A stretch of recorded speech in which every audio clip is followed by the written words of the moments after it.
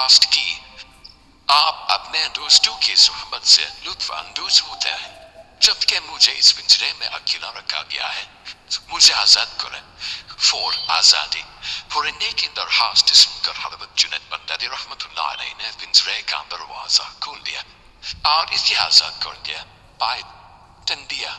जब परिंदा उड़ते हुए गया, उसने कहा, जब परिंदा जिक्र खुदा में मशगूल रहता है तो वो इसी जाल में नहीं आ सकता, लेकिन जब वो जिक्र खुदा से गाफिल होता है तो फौरन पॉइंट में आ जाता है।